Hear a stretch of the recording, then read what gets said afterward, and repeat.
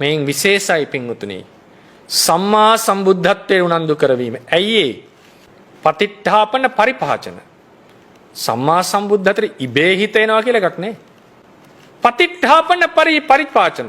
බෝධිත්වයේ සත්තානම් බෝධිත්වයේ පතිට්ඨාපන සත්වයෝ බෝධිත්‍රයෙහිම පිහිටුවමින් පරිපාචන එහි ඉන්ද්‍රියන් දියුණු කරවමින් බුදු වෙන්නට සිත නොබැරූ නොනැමුණු පුත්සිත්වයන් බුද්ධත්වයට නැඹුරු කරවමින් පසේ බුද්ධත්වයට නැඹුරු කරවමින් අරිහත්ත්වයට නැඹුරු කරවමින් අනෝමදස්සී බුදුරජාණන් වහන්සේ කරා වගේ අරිහත් අග්‍ර ශ්‍රාවක මහා ශ්‍රාවක දුරයන්ට නැඹුරු කරවමින් මේ ධර්මයේ දේශනා කළ යුතුයි.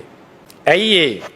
මේ අතරින් විශේෂයි බුද්ධත්වයට හිත නැඹුරු කරවීම. හේතුව මොකද්ද? බුද්ධ වංශය, බුද්ධ තන්තිය, බුද්ධ ප්‍රවේණිය රැකුණොත් විතරයි අනිත් සියලු බෝධීන් රැකෙන්නේ පින්වතුනි. බෝධි ද්වයෙහිම මූලය සම්මා සම්බුද්ධත්වයයි. ඒ රැකිය යුතුයි. ඒ ආරක්ෂා කළ යුතුයි.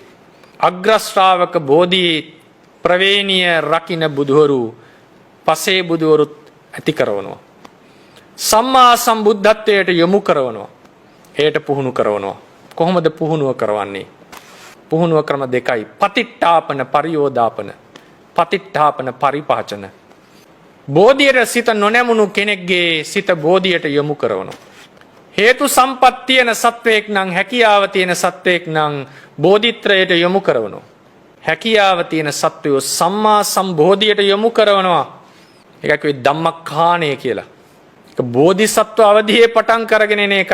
ඒ කෝටි ප්‍රාප්තිය තමයි සම්මා සම්බුද්ධත්වය. සම්මා සම්බුදුවරයෙක් තරම් කතා වස්තුවේ හැටියට ධම්මක්ඛාණය සිදු කරගන්න තවත් කෙනෙක් නැත. සත්වයා බෝධිත්‍රයෙහි පිහිටවීමට දක්ෂම සම්මා සම්බුදුවරු. බුදුවරයෙක් බුද්ධත්වයේ පිහිටවීමට දක්ෂම සම්මා සම්බුදුවරු. කෙනෙක් හිතෙන්න පුළුවන් සසර දිග්ගැස්සීමක්ද? අනෝමදස්සී බුදුරජාණන් වහන්සේ සරද තාපසයන්ගේ නිවන එකාසංකේය කල්පලක්ෂයකින් කල් දැමෙව්වා පින්වතුනි. හිතාමතා කල් දැමෙව්වා. අටුවාවේ කියන රහත් වෙන්න තිබුණා මේ බණ ඇහුන් නැත්තම් නිසබතරුන්ගේ. මේක අනෝමදස්සී බුදුරජාණන් වහන්සේ හිතාමතා කළ දෙයක්. අනන්ත සසර එක්ක බලද්දි පින්වතුනි බුද්ධත්වයට හිත නැඹුරු වීම, අග්‍ර ශ්‍රාවක දුරයට හිත නැඹුරු වීම ගණනූපක නැහැ. භවයේ අසුරු සැනක් ගහන මොහොතක්වත් බුදුවරු වර්ණනා කරන්නේ. නමුත් උතුම් කර්තව්‍යයක් සඳහා සසර රැඳෙනවා නම් ඒකට උදව් කරනවා. ඒකයි අනෝමදස්සී බුදුරයන් වහන්සේ කළේ. සරද තාපසයන්ට අදාද ලබන්න තිබිච්ච අරිහත්ත්වය එකාසංකේය කල්පලක්ෂයකින් ප්‍රමාද කරවලා අද අපි වඳින ශාරිපුත්‍ර මහරහතන් වහන්සේව බිහි කරවන්නට උපකාර කළා. මේක බුද්ධ කෘත්‍යයක් පින්වතුනි. අනාගත බුද්ධ ශාසන වලට ශ්‍රාවකයෝ ඇති කරවීම බුද්ධ කෘත්‍යයක්. අනාගත සම්මා සම්බුදුවරු ඇති කරවීම බුද්ධ කෘත්‍යයක්. පසේ බුදුවරු ඇති කරවන්නට මාර්ගයේ දීම බුද්ධ කෘත්‍යයක්. සම්මා සම්බුද්ධත්වයයි සියලු බෝධීන්ගේ මූලය පින්වතුනි. ඒ නිසා බුද්ධත්වයට නැඹුරු වූ සත්වයන්ගේ සිත බුද්ධත්වයේ පිහිටවීම පුහුණුවක් පතිට්ඨාපන වශයෙන් ධම්මක්ඛානං ප්‍රාතිහාර්ය පාමින් මේක කරනවා. ප්‍රාතිහාර්යයක් පානකොට බුදුවරේ දකිනවා මේ සත්වයා මේකෙන් ශ්‍රද්ධාව ඇති කරගෙන ශාසනය මහාන වෙනවා. මේ සත්වයා මේ ප්‍රාතිහාර්ය දැකලා ශාසනය මහාන වෙලා පසේ බුද්ධත්වයට යන්න පුළුවන්. මේ සත්වයා මේ ප්‍රාතිහාර්ය දැකලා පළවෙනි ප්‍රත්‍ය බුදු වෙන්නට අහෝ මෙවන් වූ ආශ්චර්ය පුද්ගලයෙක් බිහි වූයේ බුද්ධත්වය නම් වූ ධර්ම ධාතු ආબોධ කළ නිසා මමත්වය ආબોධ කර ගමි කියන අදිෂ්ඨානයේ පිහිටවනවා. මේ සියල්ල බුදුරජාණන් වහන්සේ දකිනවා. ඒ සියලු දෙනා වෙනුවෙන් ප්‍රාතිහාර්ය පානවා. එකක් නෙවෙයි බුදුවරුන්ගේ ඉලක්ක. මේ සියලු දෙනා අරමුණු කරගෙන ප්‍රාතිහාර්ය පාන. සංකස්සපුරයට වඩිනකොට උන්වහන්සේ දුටුවා මෙතන ඉන්න බොහෝ දෙනා බුදු වෙන්න පතනවා. අඩුම තරමේ කීප දෙනෙක් හරි බුදු වෙනවා. උන්වහන්සේට ඒක අවශ්‍යයි. තමන් කළෙත් ඒ දේමනි පින්වතුනි. උගතෙක් තමයි උගත්කමේ වටිනාකම දන්නේ. නූගතා උගතට බනිනවා. උගත්කමේ වටිනාකම දන්නේ. ඒක තේරෙන්නේ නැහැ. ඒක අත්දැකලා නැහැ. බුදුවරයෙක් තමයි බුද්ධත්වයේ වටිනාකම දන්නේ. වන්දනං ප්‍රසූත වේදනාව දන්නේ නැහැ. ඒක ලෝකයේ ඇත්තක්. දරුවෝ හදන තප අපිත් දන්නේ නැහැ ප්‍රසූත වේදනාව. ඒ වගේ තමයි උගත් නැති කෙනෙක් උගත්කමේ වටිනාකම දන්නේ. දරුව ප්‍රසූත නොකර කෙනා ප්‍රසූත වේදනාව දන්නේ වගේ. නූගතා උගතගේ වටිනාකම දන්නේ. උගතාගේ වටිනාකම දන්නේ තවත් උගතෙක්. ඒ වගේ මතක තියාගන්න. බුදුවරයෙක්ගේ වටිනාකම දන්නේ බුදුවරයෙක්. තමන් සසර මෙච්චර ඇවිල්ලා කළ හැකි සේවය තමන් තරම් වෙන කෙනෙක් දන්නේ නැහැ. ඒ නිසායි බෝධිසත්ව භූමියේ ඉඳලම ධර්ම දාණය දෙනකොට සම්මා සම්බෝධියෙහි නොපිහිටු සත්වයන්ෙහි පිහිටවමින් පතිට්ඨාපනය කරමින් ඒ පිහිටියා වූ සත්වයන්ට ඉන්ද්‍රියන් දියුණු කරමින් ධම්මකාණය සිද්ධ කරමින් බෝධි සම්භාර පුරන්නේ. ඇදලා දානවා පුළුවන් නම් බෝධිත්‍රයට සම්බෝධියට. පූජාවලියේ කතෘන් වහන්සේ ලස්සන කතාවන්නේ කියලා තියෙනවා. කවුරු හරි කෙනෙක් ඒ ගොඩ යූරේ ඈතින්ම තියෙන අමාරුම තැනට යන්න පීනනවා. තොටුපොළට. තවත් තොටුපොළවල් දෙකක් තියෙනවා පොඩ්ඩක් පල්ලෙහෙන්. අරකට පීනන කෙනා ඒක බැරි වුණොත් දෙවෙනි තොටුපොළින් හෝ තුන්වෙනි තොටුපොළින් අනිවාර්යෙන් ගොඩ වෙනවා. මොකද ඇන්ගල් එක ඒ පැත්තට තියෙන්නේ අර පැත්තට පීනන්නේ. එයාට පීන ගන්න බැරි වුණොත් සැඩ පහර වැඩි නම් ශක්තිමත් නැත්තම් අඩුම තරමේ දෙවෙනි තොටුපොළින් හරි ගොඩ යනවා. තුන්වෙනි තොටුපොළින් හරි ගොඩ යනවා. පූජාවලියේ තියෙන උපමාවක්. මොකද උන්වහන්සේ අරහම් බුදු ගුණේ විස්තර කළ හැම තැනකදීම බුද්ධත්වයට සිත නැඹුරු කරනවා. බුද්ධත්වයේ වටිනාකම කියනවා. බෝධිසත්වවරුන් ලබන සැපය කියනවා. ඒ දුක්ඛයේ ගණනූප ගන්න නැහැ කියන එක ප්‍රකාශ කරනවා. සම්පූර්ණයෙන්ම චර්යා පිටක අටුවාවේ තියෙන හේතුන් බලයන් පදනම් කරගෙන ලියවිච්ච ග්‍රන්ථයක්. ඒ නිසා බුදවරු හැකියාව තියනවා නම් යමෙක්ට බුදු වෙන්නට ඔහුව බුද්ධත්වයේ පිහිටවනවා. බුදවරු තරම් බුද්ධත්වයේ වටිනාකම දන්න අය තවත් නැහැ.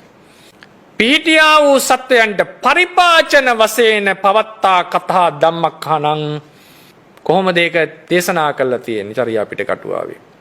පාරමීනං ස්වභාව ලක්ෂණ රස පාරමී වල ස්වභාවයේ ලක්ෂණය කෘත්‍ය ආදිය පැහැදිලි කරවමින් චර්යා පිටකේ බඳු දේශනා සිද්ධ කරනවා. පෞද්ගලිකව කරපු දේශනා සියල්ල ත්‍රිපිටකේ සංග්‍රහ වෙලා නැහැ. පැහැදිලි කරලා දෙනවා මේ ධර්ම මාර්ගය. කෙනෙක්ට හිතෙන්න පුළුවන් සුමේද තවුසු තනියමනේ ආબોධ කරේ පාරමී. ඒ පින්වතුන් නියත විවරණ ලැබූ බෝධිසත්වයේ ධර්මතාවය. මේ කියන්නේ නියත විවරණ ලැබූ බෝධිසත්වයේ අවස්ථාවට නෙවෙයි. නියත විවරණ ලැබූ බෝධිසත්වෝ ධර්ම නියාමයක් ලෙස පාරමී සම්රසණය තනියම කරන්නේ. බෝධි මණ්ඩලයේදී චතුරාර්ය සත්‍ය සහ ප්‍රතිත්‍ය සමුප්පාදයේ තනියම සම්මසණය කරනවා වගේ දස පාරමී සම්මසණය තනියම කරන්නේ නියත වූ ගම. ඒක ධර්මතාවයක්. ඊට పూర్වෙහි තනියම කරන්න තරම් හැකියාවක් නැහැ. මේක ඉගෙන ගන්නට ඕනේ බුදුරුන්ගෙන් දැනගන්නට ඕනේ. ඒක නිසයි මහා බෝධි චර්යාව බුදුවරු දේශනා කරන්නේ. චර්යා පිටකේ ජාතකයේ දේශනා කිරීමේ එක ඉලක්කයක් මහා බෝධිසත්වවරුන්ට උනන්දුව ඇති කරවීම, සත්වයන් මහා බෝධිසත්ව යානෙහි යෙදවීම, සත්වයන් බෝධිසත්ව යානෙහි පිහිටියා වූ සත්වයන්ට මාර්ගය කියා දීම, පාරමී වල ලක්ෂණ රස ස්වභාවයන් විභාවනය කරනවා. ඒක අපදාන පාළියේ කරා බුද්ධ අපදානයේදී. චර්යා පිටකයේදී කරා කතාවස්තු ගණනාවකින් ජාතකවල සිද්ධ කරලා තියෙනවා. පුබ්බ යෝගාචර සූත්‍රය කියලා අටුවාවේ තියෙන සූත්‍රයක්. ඒකෙදි පැහැදිලි කරනවා කොහොමද මේ කාල පරිච්ඡේද. සාරිපුත්‍ර ස්වාමීන් වහන්සේට දේශනා බෝධිසත්වරුන්ගේ ආධ්‍යාස 10 මොකක්ද? අනාගතේ පහළ වෙන මෛත්‍රී බුදුන් ගැන වර්ණනාවක් සිද්ධ කරනවා. නොපිහිටු අය පිහිටවලා බුද්ධත්වයේ පිහිටපු අයගේ ඉන්ද්‍රිය දියුණු වෙන්නට ධර්මයේ දේශනා කරන මේක බුද්ධ කෘත්‍යයක්. ඒකට තමයි කිව්වේ සත්තානං බෝධිත්තේ පතිට්ඨාපන පරිපාචන. ඉන්ද්‍රියන් මෝරවමින් යන්නට උපදෙස් දෙනවා. නියතන වූ බෝධිසත්වයෙක් බුදුවරේ කමුවට ඇවිල්ලා බුද්ධත්වයේ පතන කෙනෙක් උපසම්පදාව ඉල්ලනවා. සීලය ලබා දෙනවා ශ්‍රාවකයෝ හරහා. එහි භික්ෂු උපසම්පදාව දෙන්නේ. එහි භික්ෂු උපසම්පදාව දෙන කෙනා එළජිත රහත් වෙන කෙනෙක් වෙන්නට ඕන. උපසම්පදාව දෙනවා ශ්‍රාවකයෝ හරහා. සමත කර්මස්ථාන කියා දෙනවා. විදර්ශනාව කියා දෙනවා. මේ සියල්ල කරවන්නේ මොහුගේ අනාගත සම්මා සම්බෝධිය උදෙසා. උන්වහන්සේ දන්නවා මොහුගේ ප්‍රාර්ථනාව බුද්ධත්වය. එසේම වේවා කියන කල්යාණ ආධ්‍යාසයෙන් ඔහුට චරිතානුකූලව ගැළපෙන ධර්මය දේශනා කරනවා.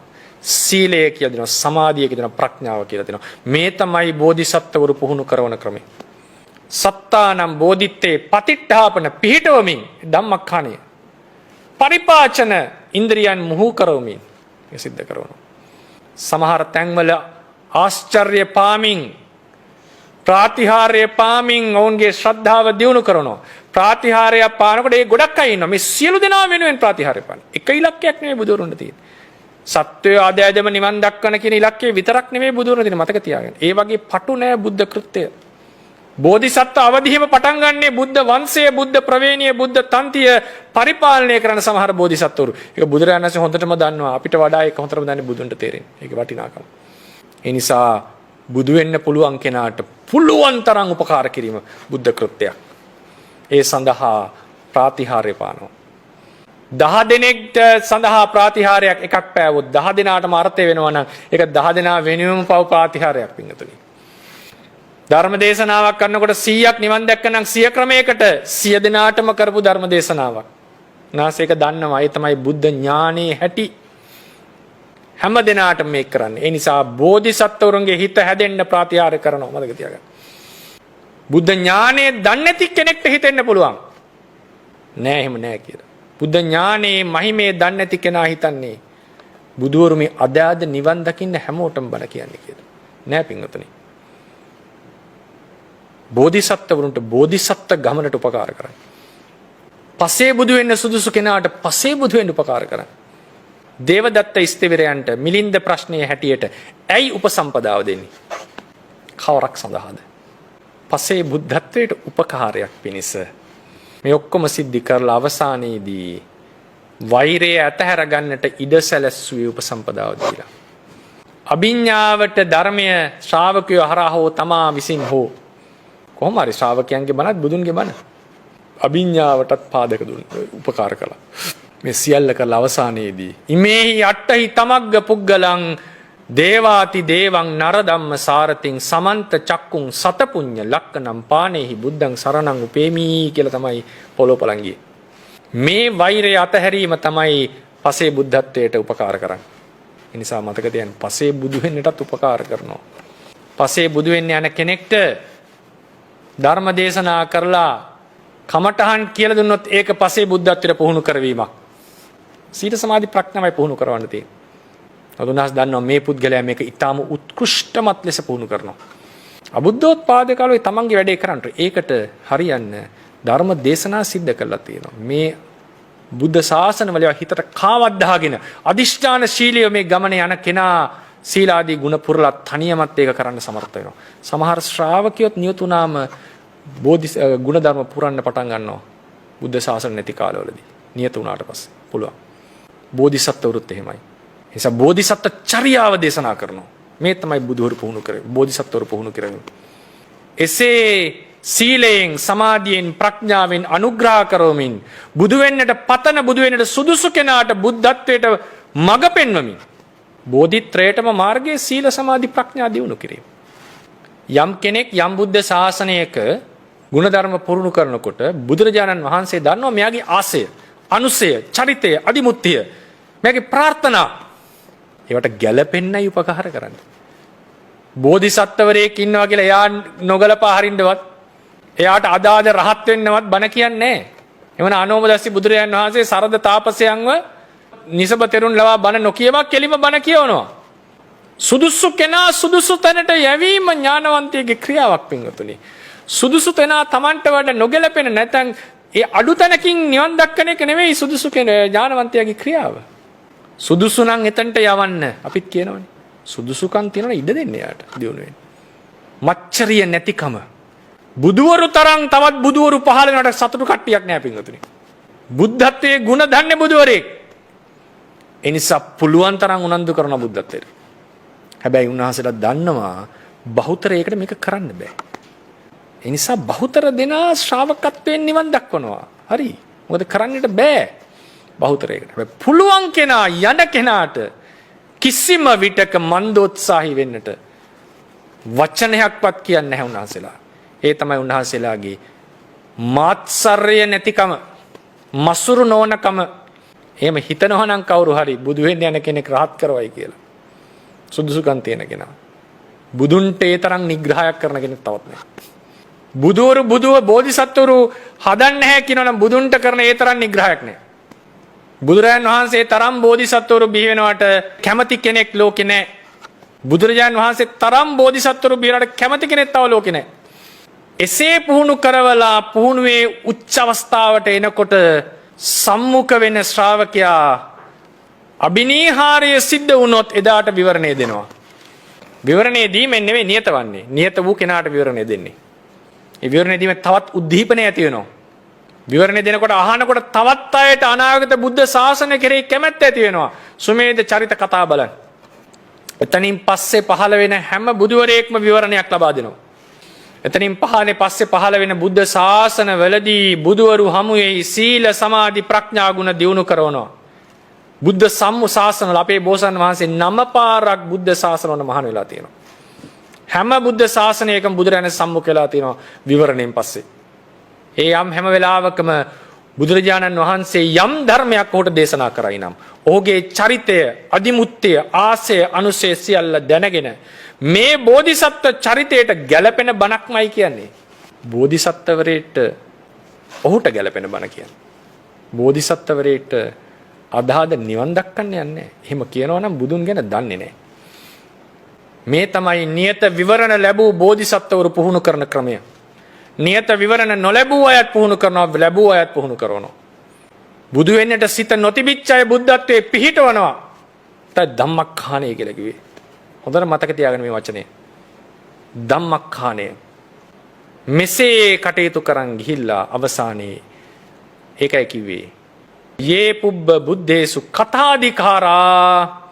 බුදුවරුන් සම්මුඛෙහි අධිකාර කොට ඒ බුදුවරුන්ගෙන් උපකාර ලැබ, උපදෙස් ලැබ, අවවාද අනුශාසනා ලැබ, පාරමී ධර්මයන් ඉගෙනගෙන නියත වෙච්ච දවසේ පාරමී සම්මසනයේ වෙනම කතාවක්.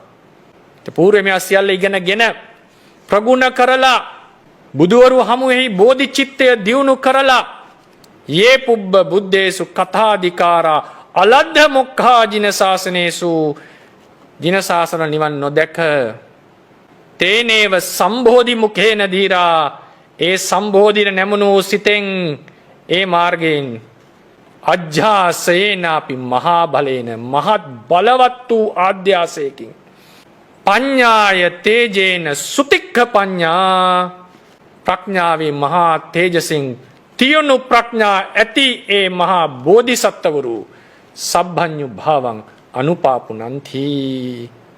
බුදුන්ගේ උපකාරයෙන්, බුදුන්ගේම උපකාරයෙන් බුදුවරු සම්මුඛයේම ඉගෙනගෙන, බුදුවරු සම්මුඛයේම ධර්මයේ හදාරලා, බුදුවරු සම්මුඛයේම ධර්මයේ ඉගෙනගෙන ඉන් පසු අබුද්ධෝත්පාද කාලවලදී බුදුන් සම්මුඛයේ දියුණු කරගත් මහා ඥාන තේජසින් තනියම බෙරුම් පුරලා, ඒ බලවත් ආධ්‍යාසයෙන් තනියම මේ ගමන ගිහිල්ලා බුදුවරු සම්මුඛ වෙන වාරයක් පාසා උන්වහන්සේලා ළඟින් පුහුණුව ලබලා උන්වහන්සේලාගේ උපකාරයේ ඇතුව ගමන ගිහිල්ලා සම්බෝධියට නියත වෙලා ඉන් පසුවත් බුද්ධ ශාසනවල මහානදම් පුරලා, ගුණදම් පුරලා බුදුන් සම්මුඛයේම ධර්මයේ ඉගෙනගෙන අබුද්ධෝත්පාද කාලවල නැවතත් තනියම ධර්මයේ ප්‍රගුණ කරලා ඒ මහා පුරුෂයෝ සර්වඥත්වයට පැමිණිලා පින්වතුනි ඒ බුද්ධ වංශය, බුද්ධ තන්තිය, බුද්ධ ප්‍රවේණිය, බුද්ධ ධර්මතාවය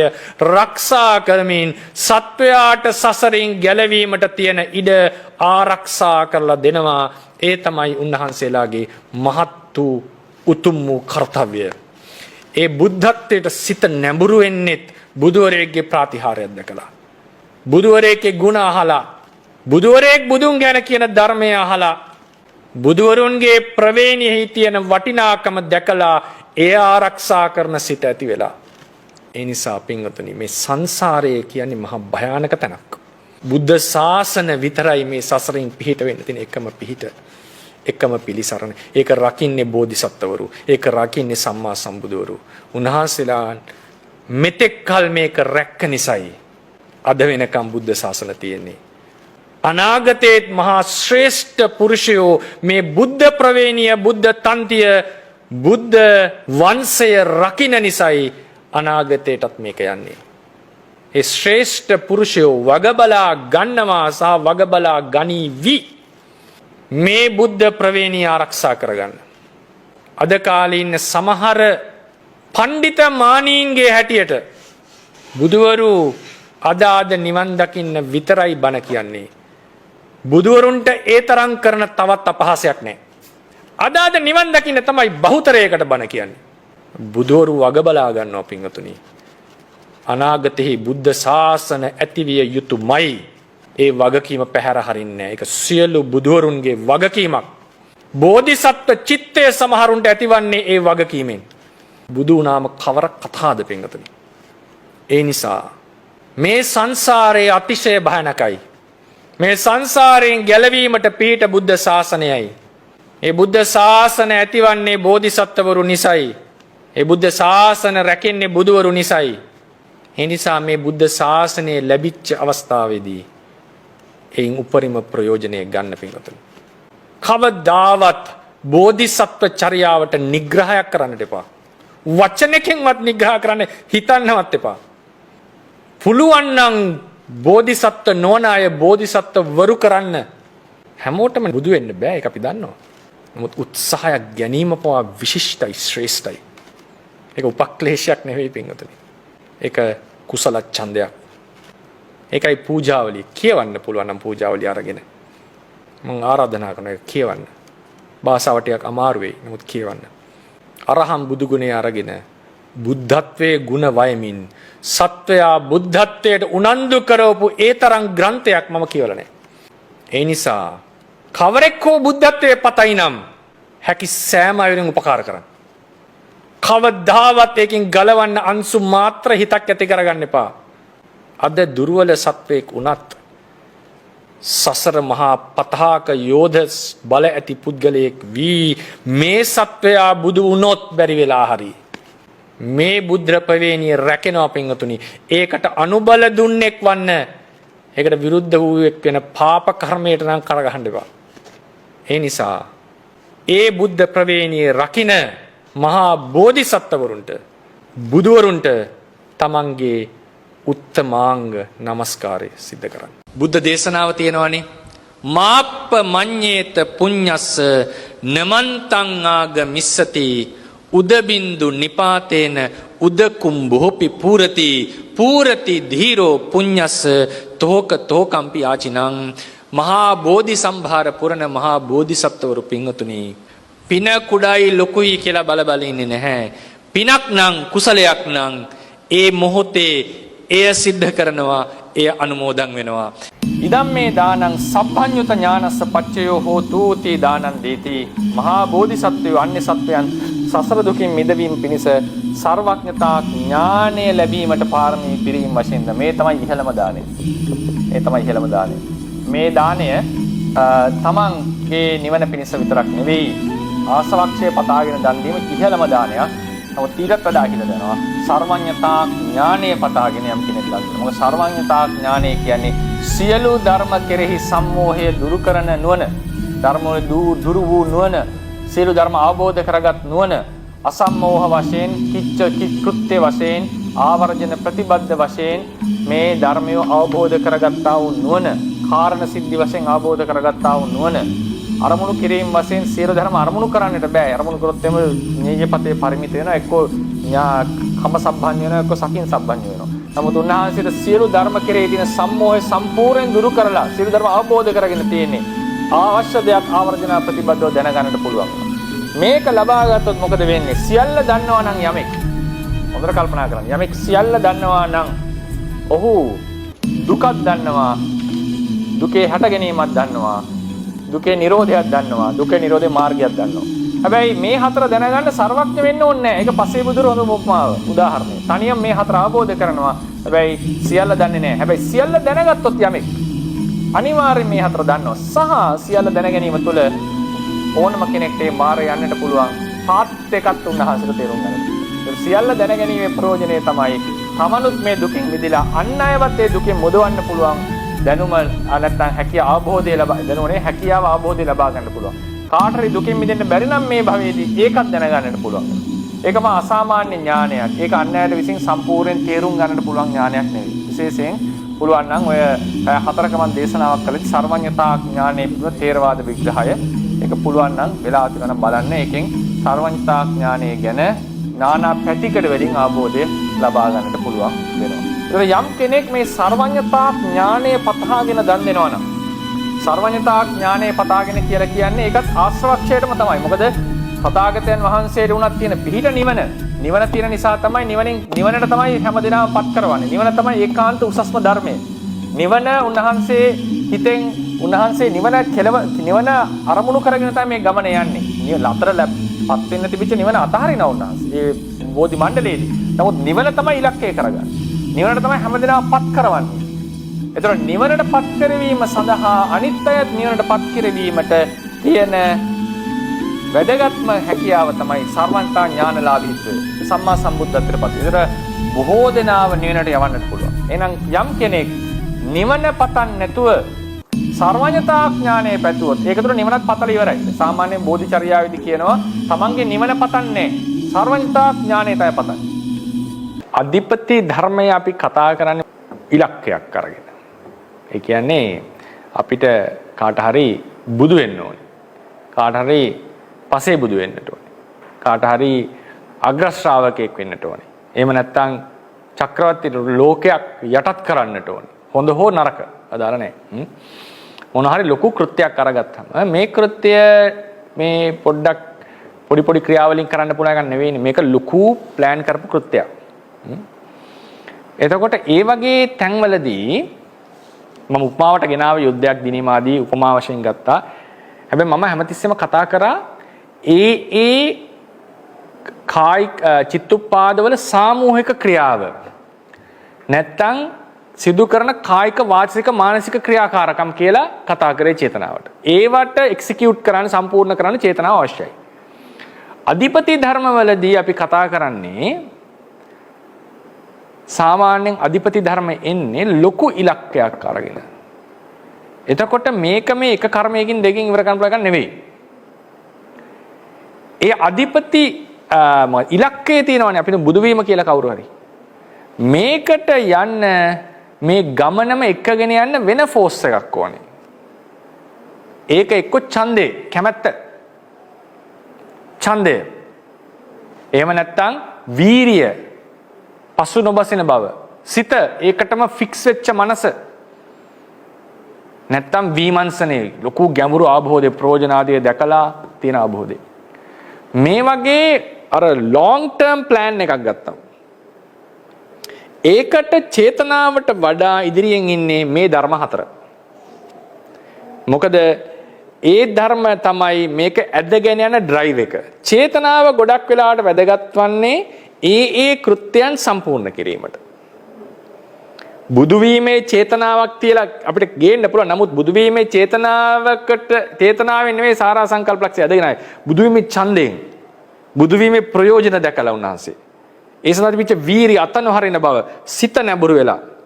ඒ වගේ ලක්ෂණයක් තමයි අධිපතිවල තියෙන්නේ. ඒක නිකන් හිතන්න. එතකොට ඒ ගමනේදී දන් දෙනවා. සිල් රකින්නවා. ඒ කෘත්‍ය කරන්න චේතනාව වැදගත් අනිවාර්යයෙන්. චේතනාව මූලික කර්මයේ බවට පත් වෙනවා. ඒ කෘත්‍යයේදී කර්මය වෙනවා. එතකොට අර මුළු අධිපති කතාව යාටත් බලපාන. මොකද අතන්ට යන්නනේ මේ ඔක්කොම කරන්නේ. ඒ නිසා ඡන්දය, වීරිය ආදී මේ දාන වලටත් බලපාලා තියෙනවා.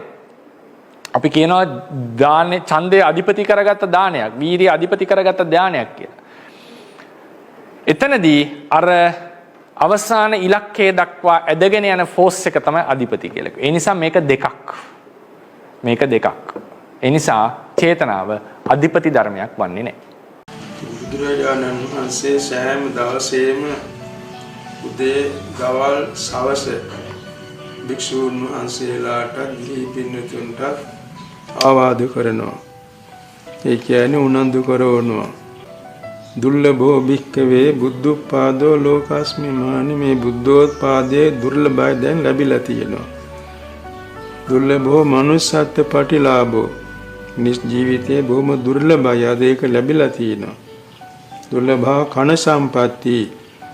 ඒ කියන්නේ අඳගොළු බිහිරි උම්මත්තක මන්ද බුද්ධික වැනි අභාවිතාවෙන් තොරව නැන නුවණැති ජීවිත දුර්ලභයි. දැන් ඒක ලැබිලා තියෙනවා.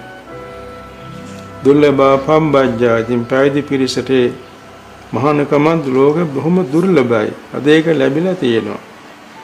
දුර්ලභං සද්ධම්ම ශ්‍රවණං.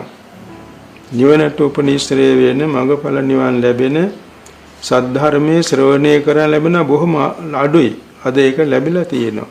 දුර්ලභෝ සත්පුරුෂ සංසේවෝ. නිවනට උපකාර වෙන කල්යාණ මිත්‍ර ආශ්‍රේ බොහොම දුර්ලභයි. අද ඒක ලැබිලා තියෙනවා. මේ සියල්ල දැන් ලැබී ඇති බැවින් අප්පමාදේන භික්කවේ සම්පාදේත.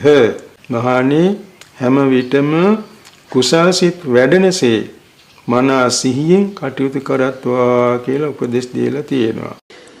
දක්ෂිනාර්හ පුද්ගලයන් අතර ඉහළම තථාගතයන් වහන්සේ ගැන වාදයක් නැහැ.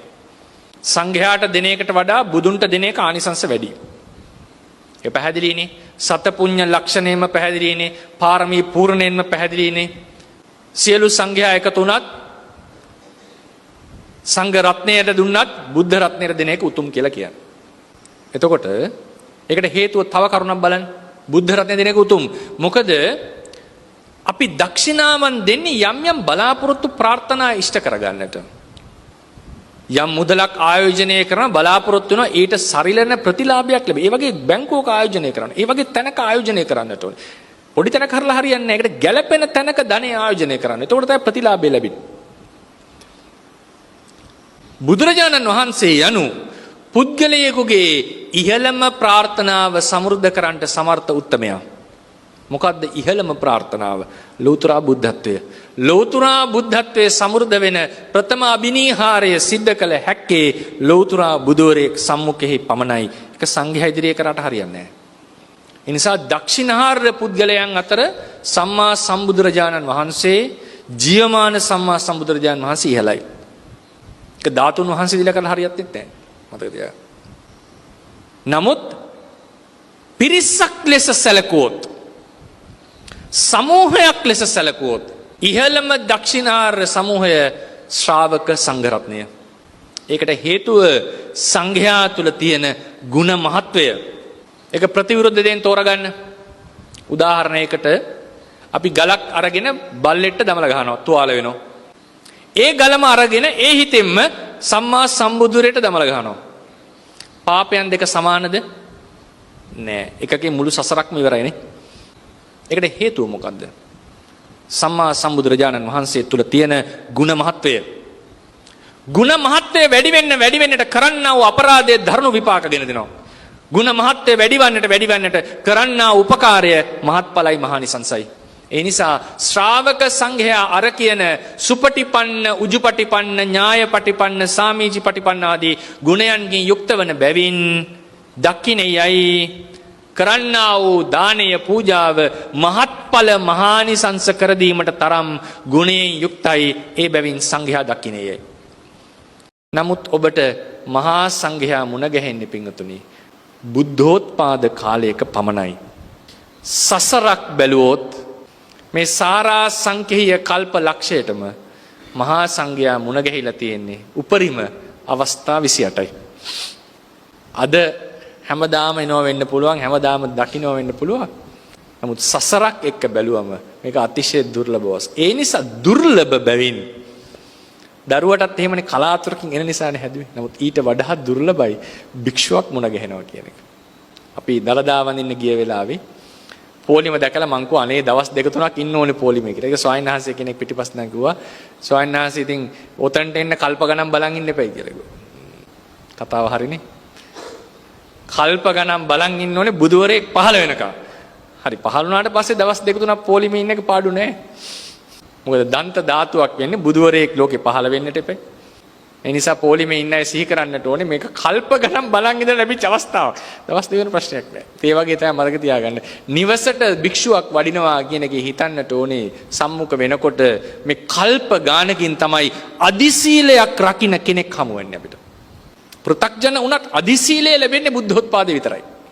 පසේ බුදුවරු අධිශීලයේ රකින්නවා. නමුත් අන්න සමාදන් කරවන්නේ නැහැ. පසේ බුදුවරු එහෙම ලොකුවට අපිට හැමතිස්සෙම හම්බ වෙන්නේ නැහැ. සංඝයා බුද්ධෝත්පාද කාලයක හම්බ වෙන්න පුළුවන්.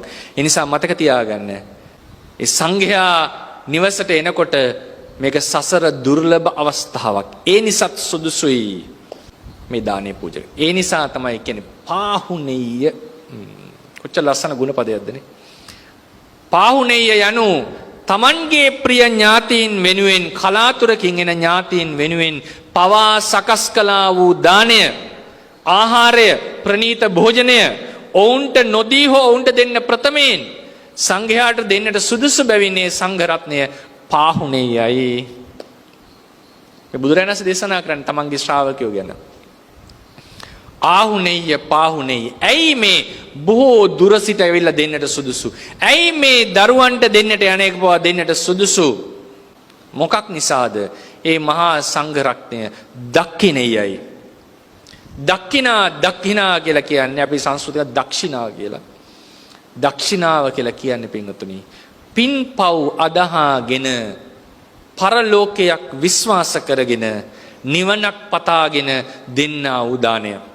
කර්මඵල විශ්වාසයෙන් දෙන්නා වූ දානයට කියනවා දක්ෂිනාව කියලා. පින්ඩියාලෝප සන්තුට්ඨෝ අපරායත්ථ ජීවිකෝ පහිනාහාර ලෝලුප්පෝ හෝති ඡාතුද්දිසෝ යති විනෝදයති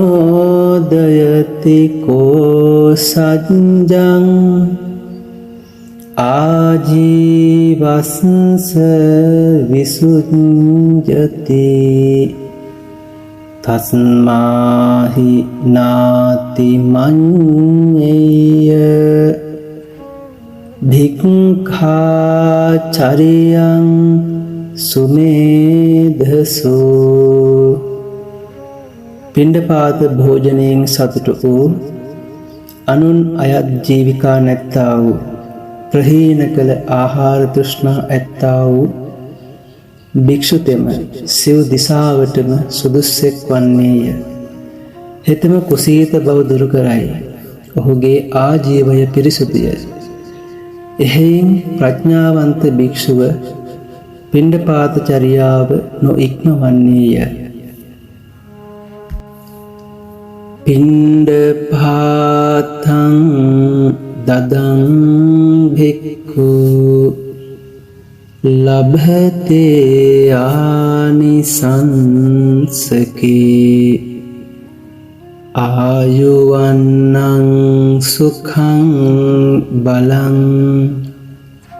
පටිභානං ධිතින් සිරින්. පිණ්ඩපාතය පූජා කරන්නා ආයු වර්ණ සැපය බලය ප්‍රතිභානය ධෘතිය සිරිය යන ආනිසංස ලබයි. සංඝෝ විසුද්ධෝ වරදක්ඛිනේයෝ සන්තින්ද්‍රියෝ සබ්බ මලප්පහීනෝ ගුණේහිනේකේහි සමිද්ධිපත්තෝ අනාසවෝතං පනමාමි සංඝං. පිරිසුදු වූ යම් කිසි කුටියක් සේනාසනයක් කරවා පූජා කිරීමේදී ඒ ලබන පරිහරණය කරන සිල්වතුන් වහන්සේලාට ප්‍රධානානිසංස 13ක් ලැබෙනවා. මේ ගාථා දෙකකින් කියවෙනවා. එහෙම නොඅදානිසංස ප්‍රයෝජන 13 සීතං උන්නං පටිහන්ති. සීතලෙන් වන පීඩා වළකිනවා. උණුසුමෙන් වන පීඩා වළකිනවා. අතෝ වාලමිගානිච වනාන්තරවල නපුරු සතුන්ගෙන් වන පීඩා වළකිනවා. සිරින්සපේච බඩගානා සතුන්ගෙන් නයි පොළොන් යනි සර්පයන්ගෙන් වන පීඩා වළකිනවා. සිරින්සපේච මකසේ මඳුරුවන්ගෙන් දැස්සන්ගෙන් වන පීඩා වළකිනවා. සිසිරි පිනිබෑමෙන් වෙන පීඩා වළකින. ගොට්ටියෝ වැසි ධාරාවෙන් වෙන පීඩා වළකින. එවැගේම අතෝ වාතාතපේ ගෝරේ දැඩි සුළඟ දැඩි අවරස්මියෙන් වෙන පීඩා වළකින. ලේනත්තංච භික්ෂුන් වහන්සේලාට ආරක්ෂා පිණිස මේ කුටිසේනාසන උපකාර වෙනවා. සුඛත්තංච පහසු විරණේ පිණිස මේ සෙනසුන උපකාර වෙනවා. ධායිතුංච සමත භාවනා ධ්‍යාන සමාපatti උපදවන්න උපකාර වෙනවා. විපස්සිතුං විදර්ශනා ඥාන දිනු කරගෙන මගඵල නිවන් සුව සාක්ෂාත් කරගන්න උපකාර වෙනවා. සියලු දෙනාටම මේ භයංකාර සසරෙහි එකම පිහිට වූ බුදුවරු විසින් බෝධිසත්වවරු විසින් රැක්කා වූ ඒ බුද්ධ ප්‍රවේණියෙහි අපිට ලැබුණු දායාදේ වූ බුද්ධ ශාසනය උපකාර කරගෙන තුන්තරා බෝධියෙන් කැමැති බෝධියකින් නිවන් දකින්නට සියලු ශක්තිය ධෛර්යය වාසනාව ලැබේවා කියලා මම ආශිර්වාද සිද්ධ කරනවා.